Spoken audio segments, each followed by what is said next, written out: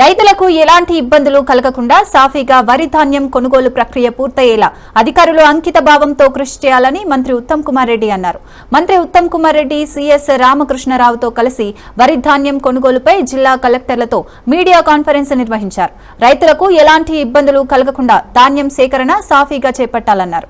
అకాల వర్షాలు కురుస్తున్నందున ధాన్యం తడిసిపోకుండా టార్పాలిన్లను అందుబాటులో ఉంచారన్నారు.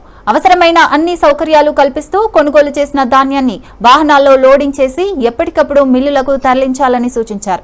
కొనుగోలు చేసిన ధాన్యానికి వెంటనే డబ్బులు చెల్లించేలా చర్యలు చేపట్టాలని, ఇందుకు జిల్లా కలెక్టర్లు క్షేత్రస్థాయిలో పర్యవేక్షణ జరపాలన్నారు.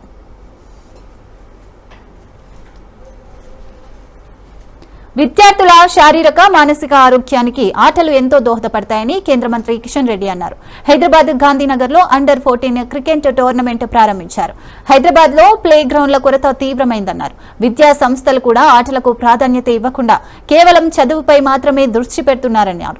జీహెచ్ఎంసీతో పాటు కొన్ని కాలనీ సంఘాలు ప్లే గ్రౌండ్లుగా అభివృద్ధి చేయాలని రాష్ట్ర ప్రభుత్వాన్ని డిమాండ్ చేస్తున్నామన్నారు. ఈ సంస్థలు రాబోయే తరాల అవసరాలకు తీర్చేందుకు ఉపయోగపడుతున్నాయన్నారు. ప్రతి కాలనీలోని సంఘాలు తమ పరిధిలో ఉన్న ప్లే గ్రౌండ్లను పరిరక్షించే బాధ్యతను తీసుకోవాలని కిషన్ రెడ్డి సూచించారు.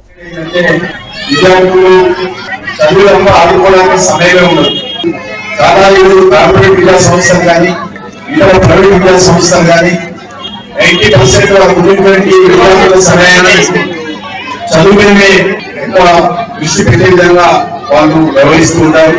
ఆ కారణంగా చిన్నారులకు ఆటలు ఆడడం కానీ ఇతర మానసిక వికాసానికి కావాల్సినటువంటి కార్యక్రమాలు కానీ చేసే పరిస్థితి ఉండదు.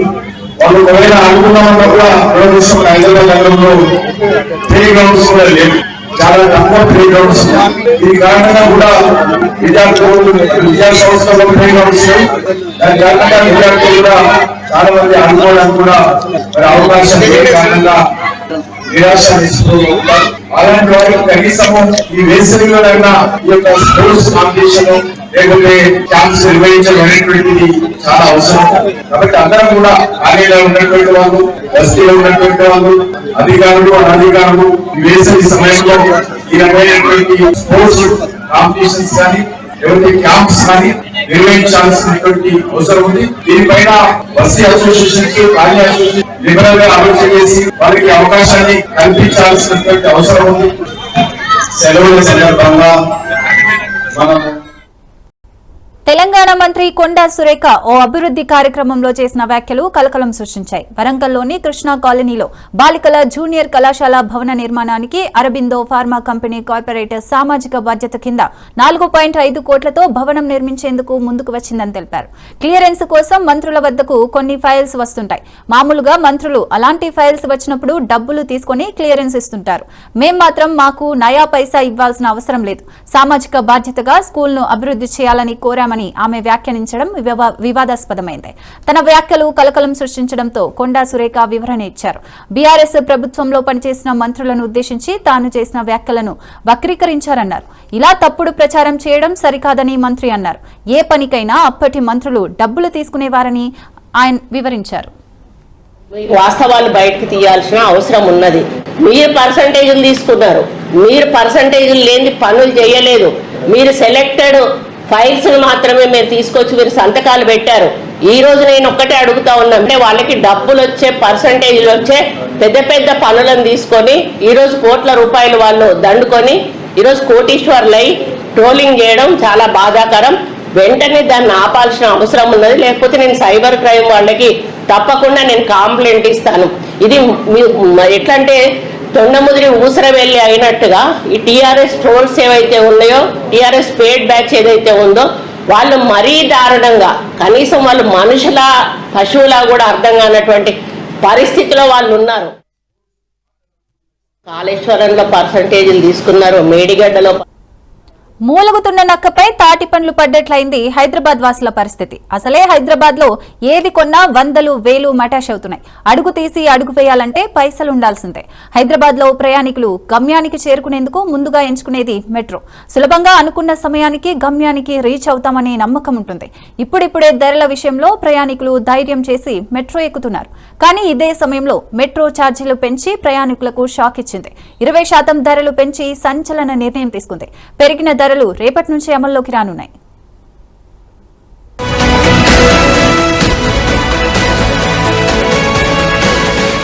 మెట్రో ఛార్జీలు పెరిగాయి. పెరిగిన ధరలు ఈ నెల 17 నుంచి అమల్లోకి వచ్చాయి. టికెట్పై 20% ధరలు పెంచింది మెట్రో యాజమాన్యం.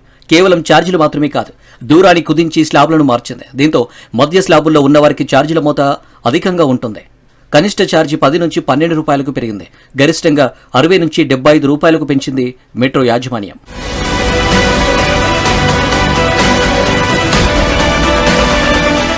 హైదరాబాద్ మెట్రో రైలు 2017 నవంబర్ 28న ప్రారంభమైంది. అప్పుడు నిర్ణయించిన ప్రయాణ ఛార్జీలే దాదాపుగా 7.5 ఏళ్లుగా కొనసాగుతున్నాయి. 2022 సెప్టెంబర్ 5న మెట్రో రైల్వేస్ ఛార్జీలను సిఫారసు చేసేందుకు హైకోర్టు మాజీ న్యాయమూర్తి సారథ్యంలో ఫేర్ ఫిక్సేషన్ కమిటీ ఏర్పాటైంది. ఈ కమిటీ 2023 జనవరి 25న ఛార్జీల సవరణకు సిఫారసు చేస్తూ నివేదిక ఇచ్చింది. ఎన్నికల ఏడాది కావడంతో అప్పటి ప్రభుత్వం ఛార్జీల పెంపుకు అంగీకరించలేదు. అయితే ఈ మధ్యలో బెంగళూరులో మెట్రో ఛార్జీలు పెంచడంతో ఇదే అదునుగా సర్కారుపై ఒత్తిడి తెచ్చింది. సానుకూల స్పందన రావడంతో ఛార్జీలను పెంచుతూ నిర్ణయం తీసుకుంది.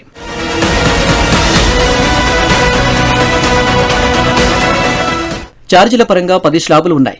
ఇందులో మార్పు లేకున్నా పలు స్లాబుల్లో దూరం కుదించారు. ఇదివరకు 6 నుంచి 8 కిలోమీటర్లు స్లాబు ఉండగా దాన్ని ఇప్పుడు 6 నుంచి 9 కిలోమీటర్లకు, 10 నుంచి 14 కిలోమీటర్లు స్లాబును 12 నుంచి 15 కిలోమీటర్లకు మార్చారు. చివరి స్లాబు 24 కిలోమీటర్ల ఆపై ఉండగా దాన్ని 26 కిలోమీటర్ల ఆపై దూరానికి సవరించారు. ప్రస్తుతం 25 కిలోమీటర్ల దూరం ప్రయాణిస్తే 55 రూపాయలు ఉండగా ఇకపై ఆ ధర 75 రూపాయలు అవుతుంది.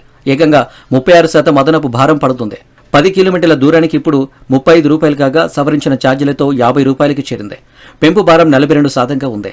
ఈ సవరణతో సంవత్సరంలో 100 కోట్లకు పైన అదనపు ఆదాయం వస్తుందని ఎల్ఎన్టీ సంస్థ అంచనా వేస్తుంది.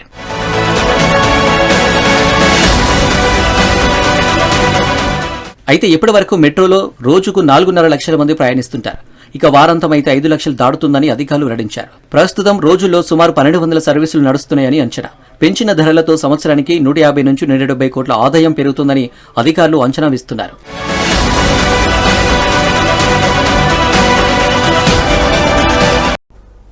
సింగరేణిలో మారుపేర్ల విజిలెన్స్ పెండింగ్ కేసులను సత్వరమే పరిష్కరించాలని సీఎం రేవంత్ ను సింగరేణి డిపెండెంట్ ఉద్యోగులు కోరారు. సింగరేణి మారుపేర్లు విజిలెన్స్ పెండింగ్ కేసుల సమస్యల పరిష్కారానికై ఇందిరా పార్క్ వద్ద నిరసన వ్యక్తం చేశారు.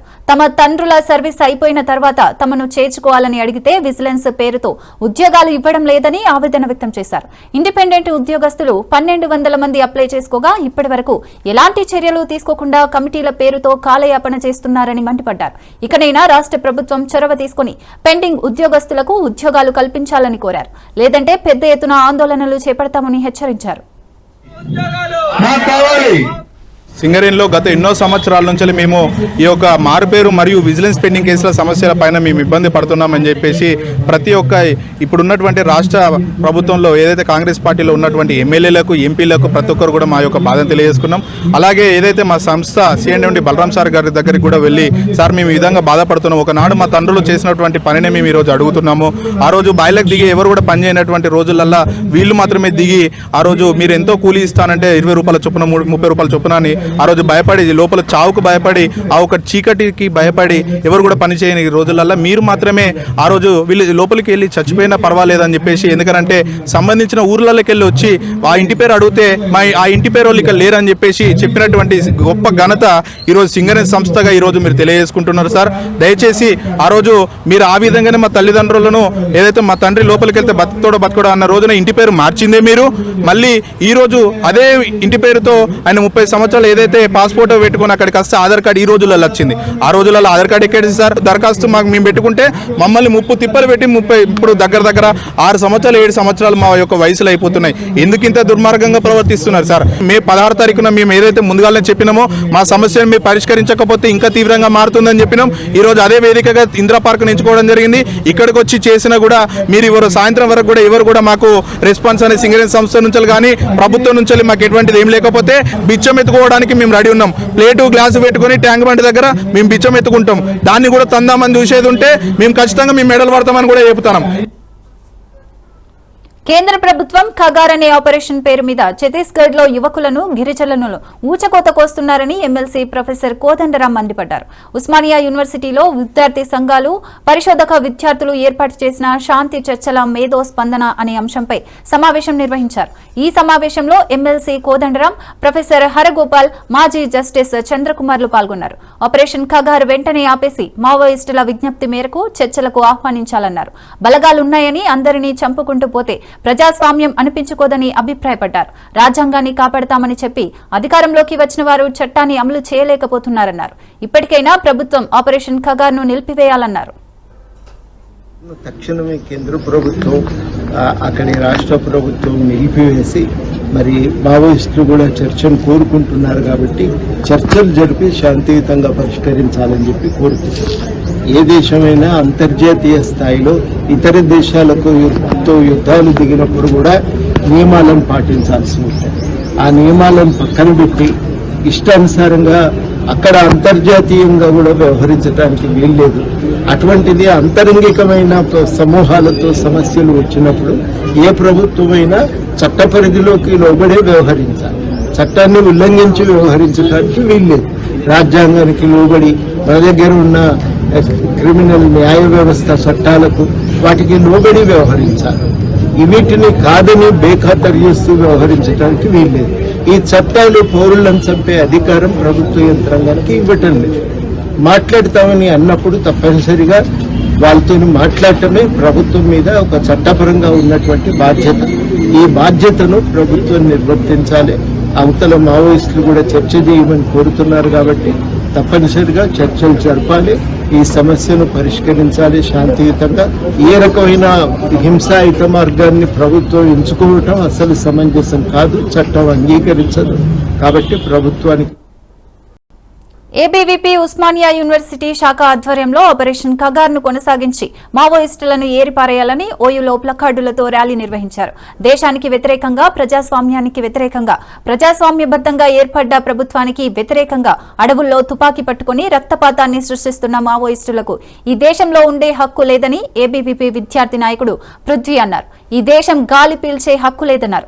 అర్బన్ నక్సలైట్లు కేవలం బడుగు బలహీన వర్గాల విద్యార్థుల మెదడులో విషజీవాలు నాటుతున్నారన్నారు.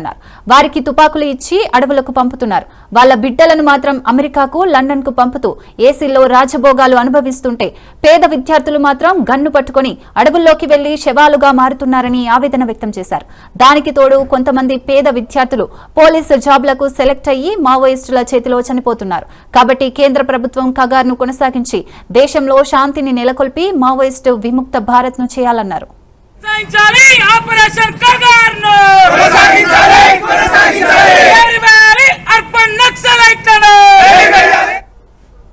ఏబీవీపీ ఆధ్వర్యంలో ఆర్ట్స్ కళాశాల వద్ద ఆపరేషన్ ఖగార్ ని కొనసాగించి నరహంతక నక్సలైట్లని ఏరివేయాలని చెప్పేసి ప్లకార్డులతోటి ప్రదర్శన చేయడం జరిగింది. నా యొక్క 25 సంవత్సరాల వయస్సులో నాకు గాని, నా కుటుంబానికి గాని ఈ యొక్క నక్సలైట్ల వల్ల ఒరిగిందంటూ ఏమీ లేదు. కానీ నేను ఈరోజు స్వేచ్ఛగా ఈ దేశంలో తిరుగుతున్నా అంటే దానికి కారణం నా దేశ సైనికులు. అటువంటి సైనికులని పొట్టన పెట్టుకున్నటువంటి నక్సలైట్లని ఏరివేయాలని చెప్పేసి నేను కేంద్ర ప్రభుత్వాన్ని విజ్ఞప్తి చేస్తా ఉన్నాం. మొన్నటికి మొన్న ఛత్తీస్గఢ్ లో ఏదైతే కాంగ్రెస్ నాయకుడిని ఇన్ఫార్మర్ నెపంతో నక్సలైట్లు చంపేసిర్రు. అంటే గూడెల్లో గిరిజన అమాయక యువకులని పోలీసులతో మాట్లాడుతున్నారు, పోలీసులతో తిరుగుతున్నారు అనుమానంతో రాష్ట్ర ప్రభుత్వ వైఫల్యాలపై ప్రశ్నించే వారిపై రేవంత్ సర్కార్ అక్రమ కేసులు బనాయిస్తుందని బీఆర్ఎస్పీ రాష్ట్ర కార్యదర్శి జంగయ్య ధ్వజమెత్తారు.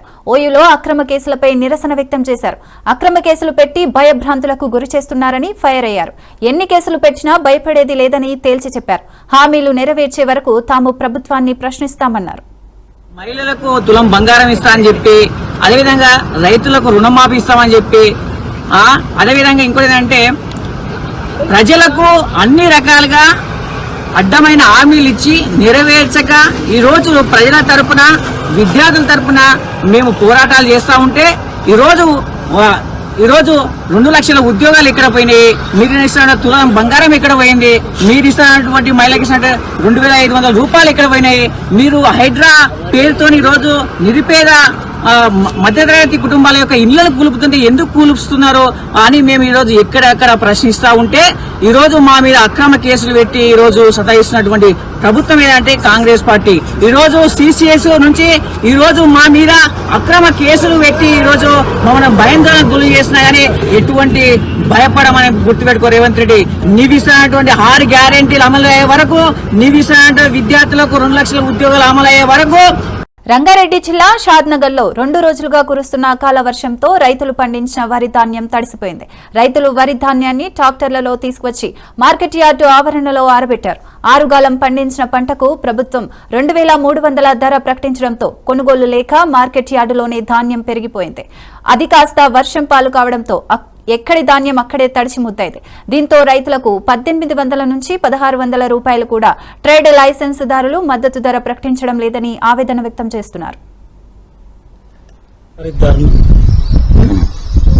నా పేరు. నిన్న బుధవారం ఏమైందంటే టెండర్ తర్వాత ఫుల్ వర్షం పడ్డది. ఫుల్ వర్షం పడ్డాక ఏమైంది, మేము టెండర్ కొన్నాయన్నీ కానిపోయినాయి. దానిపై కమిషన్ దుకాణదారులు ఏమన్నారు, టెండర్ వేసింది కాబట్టి మీరు ఎత్తుకోవాల్సిందని వాళ్ళు చెప్తారు. అది మేము 2 రోజులు 3 రోజులు వెత్తే వరకు వాసనలు లేచిపోతాయి, చాలా ఖరాబ్ అయితే మొలకలు వెళ్తున్నాయి. మేము అమ్ముకోనికి పోతే ఎవరు కొంటలేరు. అవి రిటర్న్ తెచ్చి మళ్ళీ ఎండ పోసుకొని చేసే వరకు చాలా అంటే చాలా నష్టపోతుంది. దీనికి పరిష్కారం ఏమన్నదా అంటే అది ప్రతి సీజన్ పేపర్లు వచ్చి రాసుకుపోతారు, దాన్ని ఏం చేస్తలేరు, ఎవరు పట్టించుకుంటారు లేరు. ఇది పరిస్థితి ఉంది షాద్నగర్ మార్కెట్లో. పాపిరెడ్డి కూడా రామసన్ గౌడు. ఇక మా వడ్ల కథ గిట్ల ఉంది. ఎట్లున్నది 1850 కాడికెళ్ళి 17 కూడా కొనుగోలు ఉంటలేడు. తెచ్చినా మా మార్కెట్లో వచ్చినా చూడు ఇక కనబడతాయి కదా మీకు.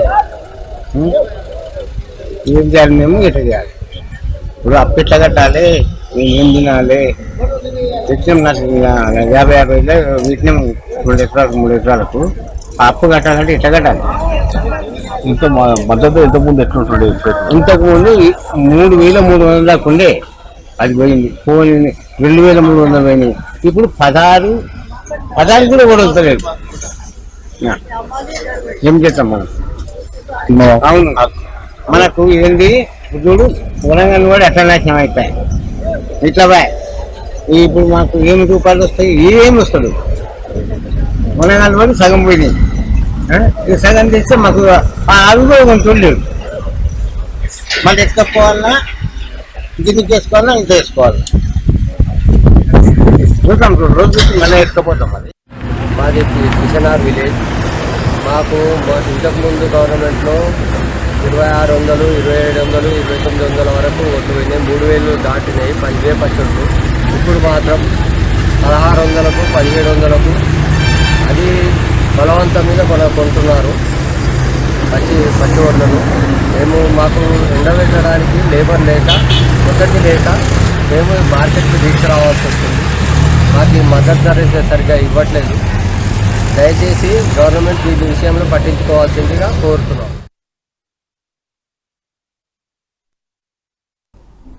మాల మహానాడు జాతీయ అధ్యక్షుడు చెన్నయ్య ఘాటు వ్యాఖ్యలు చేశారు. మంత్రి శ్రీధర్ బాబుది మనువాద భావజాలమని నిప్పులు చెరిగారు. ఎంపీ గడ్డం వంశీకృష్ణ దళితుడైనందుకు ఆయనను పురస్కారాలకు పిలవకుండా అవమానించారన్నారు. ఆయన్ని పిలవకపోవడం వెనుక శ్రీధర్ బాబు హస్తముందని నిప్పులు చెరిగారు. ఎండోన్మెంట్ శాఖ తెలంగాణ ప్రభుత్వ ప్రధాన కార్యదర్శి శైలజ మంత్రి శ్రీధర్ బాబు కనుసన్నల్లోనే ఇదంతా జరిగిందని ఘాటు వ్యాఖ్యలు చేశారు. మంత్రి శ్రీధర్ బాబును వెంటనే మంత్రివర్గం నుంచి తొలగించాలని డిమాండ్ చేశారు. మన శ్రీధర్ బాబు మినిస్టర్ చిన్న చూపు చూసి అక్కడ కటువట్ల ఫోటో పెట్టకుండా పిలవకుండా వాళ్ళు కార్యక్రమాలు చేసుకుంటా దళితుడు అనే దానికి అవమానించినట్టు అయింది. మాకు చాలా మేము బాధపడుతున్నాం. అందు గురించనే శైలజన్న అమ్మ కూడా చెప్పొచ్చు కదా మేడం గారు, మీరు చెప్పకుండా మీరు శ్రీధర్ బాబు మీరు ఐకమత్యం అయ్యి ఒక దళితుని ఎంపీ గారిని లోకల్ ఎంపీని మీరు గౌరవించకుండా మీరు చేసిన దానికి మేము పెద్ద ఎత్తున ఆందోళన చేపడుతున్నాము, ఖండిస్తున్నాము. అందు గురించనే నీవు ఇట్ట ఏ నిర్ణయం తీసుకున్నావో ఆ నిర్ణయానికి మేము కట్టుబడి ఉంటాము. నీవు క్షమాపణ చెప్పాలి. మాకు క్షమాపణ చెప్పకపోతే మా దళితునికి మేము ఎంతవరకైనా కూడా అన్ని సంఘాలు కలుపుకొని ఎక్కడ పోయినా శ్రీధర్ బాబును హైదరాబాద్ లో నకిలీ సర్టిఫికేట్ల దందా వ్యవహారం కలకలం రేపుతోంది. ఎస్ఓటీ పోలీసులు 6గురిని అరెస్ట్ చేశారు. ఈ ముఠాకు నకిలీ సర్టిఫికేట్లను ఢిల్లీ కేంద్రంగా ఉన్న ప్రధాన సూత్రధారులు తయారు చేసి ఇస్తున్నట్లు గుర్తించారు. ఇలా గుట్టుగా కొన్నేళ్లుగా నకిలీ సర్టిఫికేట్లు, ఫేక్ డాక్యుమెంట్స్ దందా నడుస్తుండడం కొంత ఆందోళన కలిగిస్తోంది. నిందితులను అదుపులోకి తీసుకున్న ఎస్ఓటీ పోలీసులు నకిలీ సెల్ డీడ్ పత్రాలు, బర్త్, క్యాస్ట్ సర్టిఫికేట్లు, రెవెన్యూ బాండ్ పేపర్లు స్వాధీనం చేసుకున్నారు. దీంట్లో ఏంటంటే వీళ్ళు బర్త్ సర్టిఫికేట్స్ కొత్త ఫేక్ బర్త్ సర్టిఫికేట్ క్రియేట్ చేస్తున్నారు. అందులో 48 బర్త్ సర్టిఫికేట్స్ ను మనం సీజ్ చేయడం జరిగింది. అలానే ఫేక్ ఇన్కమ్ సర్టిఫికేట్ ఇవి కూడా 5 ఫేక్ ఇన్కమ్ సర్టిఫికేట్ సీజ్ చేసాం. కాస్ట్ సర్టిఫికేట్ 11 కాస్ట్ సర్టిఫికేట్స్ కూడా సీజ్ చేయడం జరిగింది. ఫ్రాడ్ రీచింగ్ కన్సెక్వెన్స్ ఉన్నటువంటి like stamp, non judicial stamp papers, fake once also seize చేయడం జరిగింది. ఇందులో 100 rupees fee bond papers 190, then 50 rupees worth bond papers 198 and 20 rupees bond. Langar House flyover పై car పల్టీ కొట్టింది. మెహదీపట్నం నుంచి లంగర్ హౌస్ వైపు వెళ్తుండగా ఘటన చోటు చేసుకుంది. ప్రమాద సమయంలో కారులో ఒక వ్యక్తి ఉన్నట్లు పోలీసులు గుర్తించారు. ఎయిర్ బ్యాలెన్స్ ఓపెన్ కావడంతో వ్యక్తికి ఎలాంటి ప్రాణహాని కలగలేదు. ఘటనా స్థలానికి చేరుకున్న పోలీసులు సహాయక చర్యలు చేపట్టారు. ప్రమాదానికి గల కారణాలపై ఆరా తీస్తున్నారు.